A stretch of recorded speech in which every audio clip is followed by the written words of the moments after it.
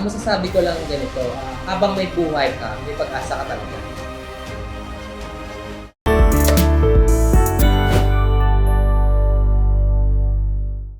Ako po pala si Gilbert James Guzman, dati po salesman. And I am Charmaine Guzman, dati naman po akong high school math teacher. Bali nagsimula kami sa Chantal bilang admin. Amazing kasi in-encode lang namin yung orders sa system. Si Chantal na yung nag-pack, Chantal pa yung nagpa-ship, tapos si Chantal pa yung nagpapasok ng income sa aming online account. So ginawa namin is inipon namin yung aming komisyon para maging business operator na din kami. Naalala ko pa nung nagsimula kami, gamit lang namin is cellphone, tapos yung internet namin is VPN lang, yung parang para may internet lang. Pero nagpapasalamat kami sa Diyos dahil kay Chantal, nakabili na kami ng laptop na sa bahay. And very fast and stable. Pero dumating yung pandemic, hindi namin inaasahan. Yung mga shipping nag-stop, yung Pilipinas is lockdown talaga. And yung laking innovation ni Chantal kasi yung iba nagsasara, tayo naman nag-expand sa abroad. So open na tayo ngayon sa Hong Kong, sa UAE, at sa Taiwan.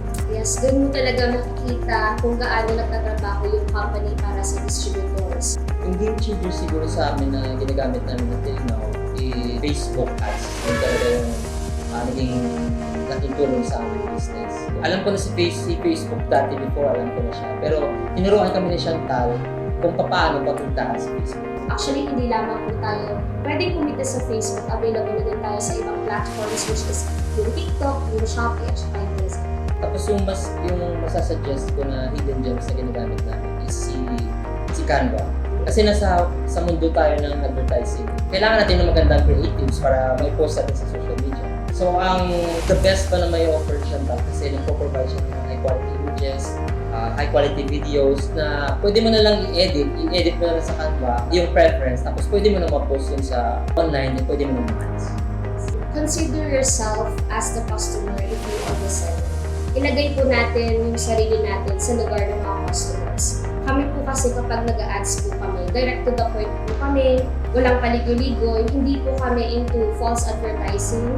No po talaga kami sa clickbait. So, honesty is the key for customers loyalty.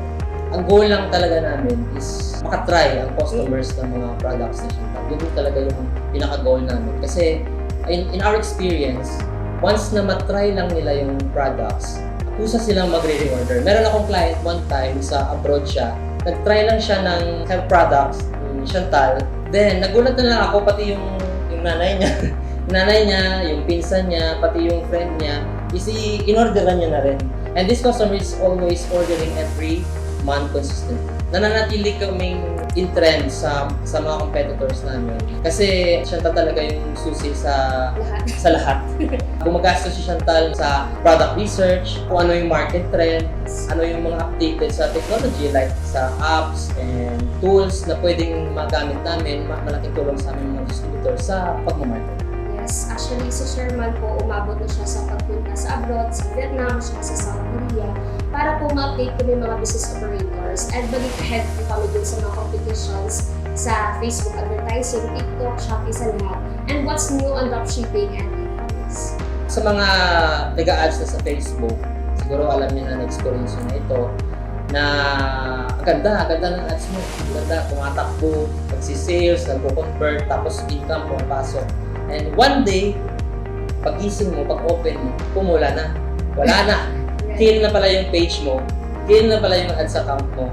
At yung income before, hindi na siya the same. Mababa na yung income.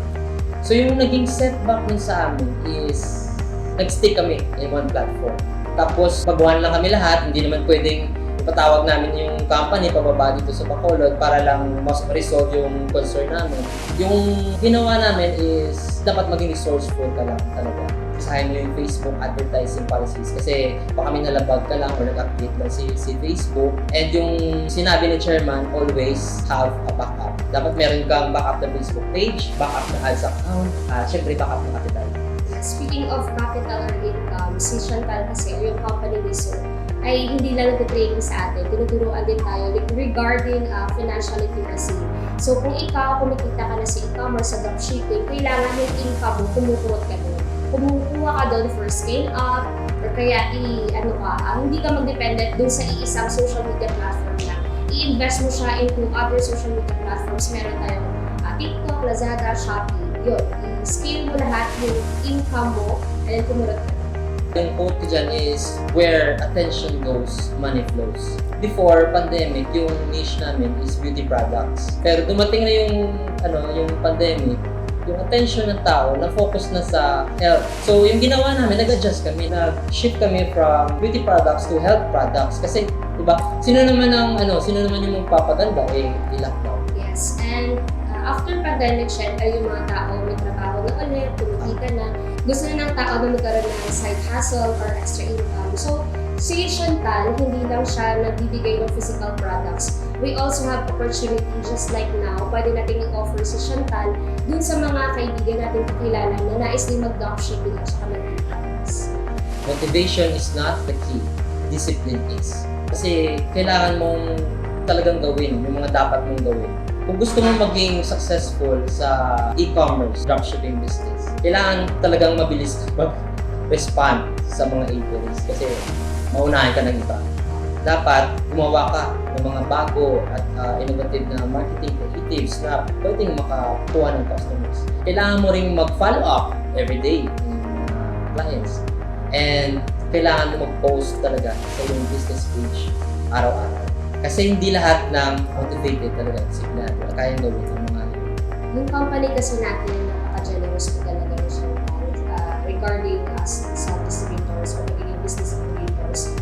Ngayon nga po, nag-open si Chantal ng bagong branch dito sa Bacolod City from our hometown. So, sobrang excited kami kasi pwede kaming mag-expand dito sa hometown po namin. And yung yung future plans namin is talagang mag-network dito sa Bacolod City. Yun yung pinaka-nais namin gawin sa future with Chantal.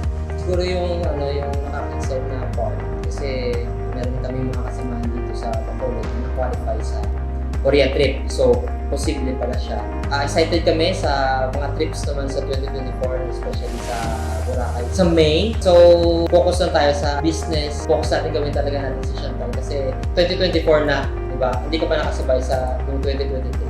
Para sa mga tao na nahihinaan ng loob or sa nag-dropshipping na si Chantal na at nag-stop, nag-lay low, ang masasabi ko lang ganito, habang may buhay ka, may pag-asa ka talaga. Kasi permanent sa mundo natin yung change. So kung ano man yung status mo ngayon, possible, baka bukas mag-change na. Diba?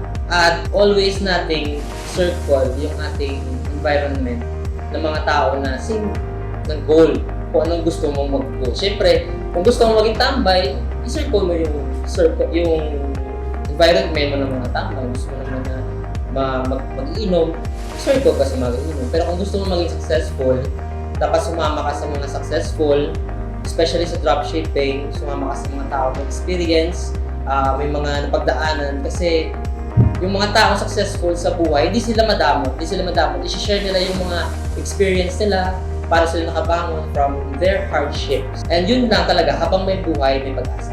Narito po kasi yung quote na nagkaroon ng impact po sa life ko ng asawa is, the life that you live is the life that you choose. So kung ano yung merong buhay ka ngayon, is pinili mo yan. And in the past, ikaw yung nag-give ng decision para makarating ka sa buhay mo. So if you are not happy with the situation lang naman kasi yung nagiging moment mo ngayon. Kung down ka ngayon, there is only one way, which is up. Dun sa up na yon, makikita mo dun si God. Nag-reach out siya ng hand sa'yo, kumapit mo lang.